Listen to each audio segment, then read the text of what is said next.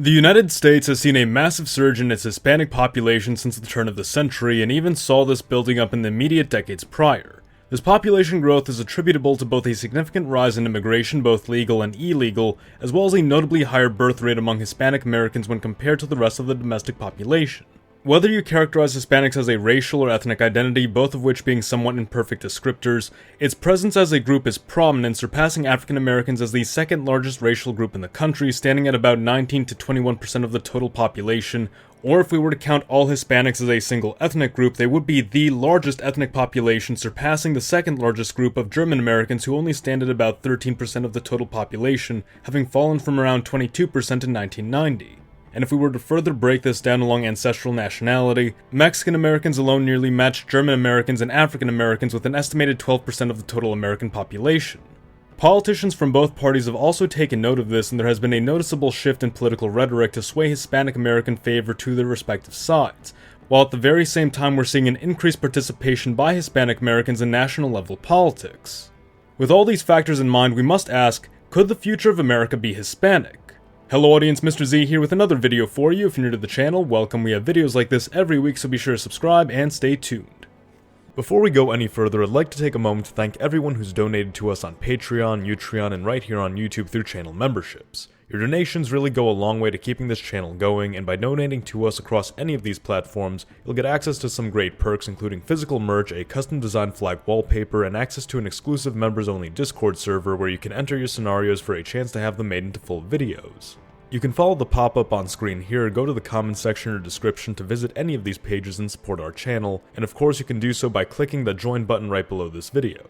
If you can't donate anything, consider subscribing and sharing this video to help the channel out. Now, back to the video. Hispanic Americans are the second fastest growing demographic in the US, second only to Asian Americans, who comprise a much smaller segment of the population and whose proportional growth is inflated because of this.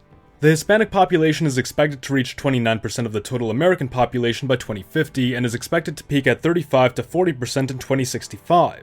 These numbers are enormous, especially when we consider that the current most widespread ethnic group in the United States, German Americans, only ever hit an estimated peak of around 20 to 30% and only did so after a several decade-long period, enough that in 1751 Ben Franklin had been complaining about the replacement of Anglo-Americans by German Americans in the state of Pennsylvania.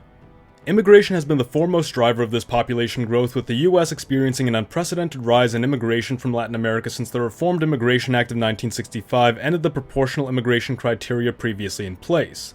Reforms in the early 90s only increased the opportunity for immigration to the United States and further saw a rise in the prevalence of illegal border crossings. Just prior to this, Ronald Reagan had hoped to resolve the crisis of illegal immigration by both beefing up border security and providing amnesty to all illegal immigrants within the country. However, border security measures were lackluster, and amnesty only encouraged greater unauthorized border crossings, as many across Mexico and the rest of Latin America now recognized a possibility for gaining legal residency in the US without needing to follow legal procedures.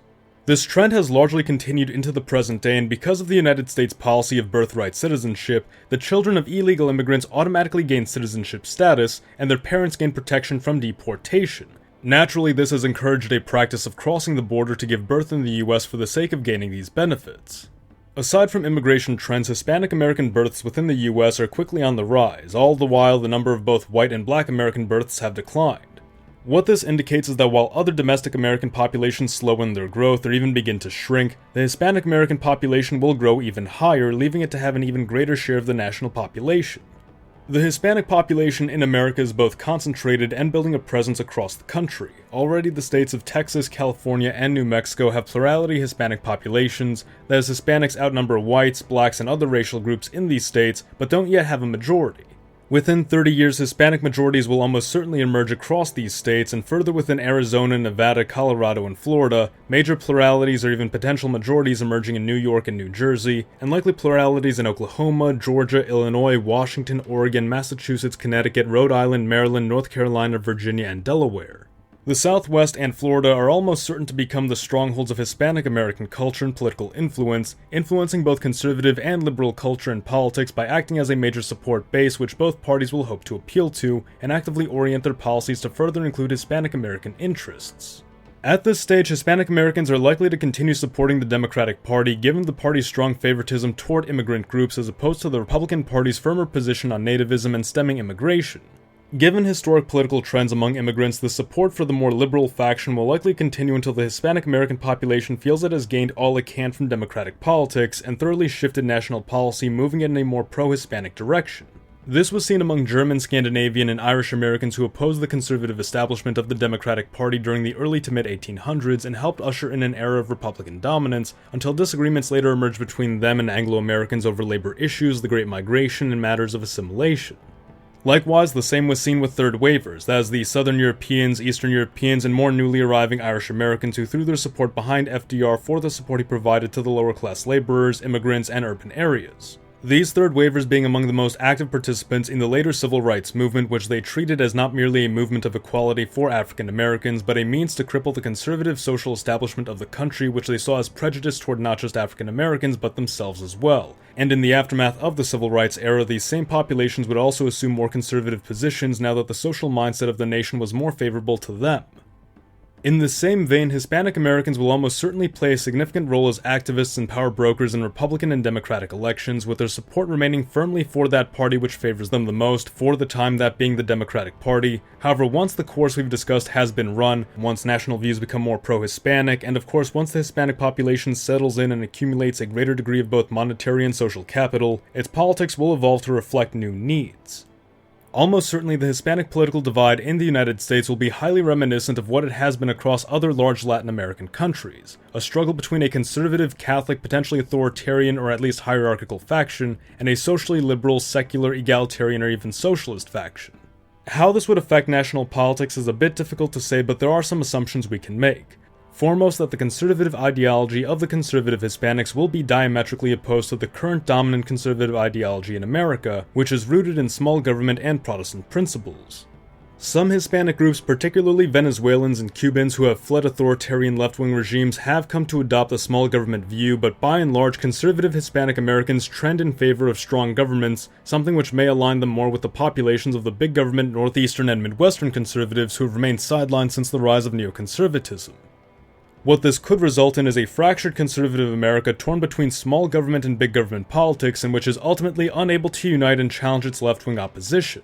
Given the rise of figures like Alexandria Ocasio-Cortez and the emergence of progressivism, it seems very likely the Democratic Party's gradual embracing of the Hispanic left's ideology will be far more seamless. However, there's also the possibility that the conservative factions, despite their disagreements, find increasingly progressive policy to be so egregious that they coalesce into an opposition faction, though it will no doubt be rocked by much the same divide seen within the Republican Party today. The United States probably won't end up as another Mexico or Brazil, but aspects of those countries will definitely begin to become apparent within American culture, politics, and life on a very noticeable scale over the next few decades. What should be most worried about are the spread of those same troubles which plague these countries, namely organized and general crime and widespread political corruption. This change in America's demographics is already in motion, and only accelerates every day the American border remains open.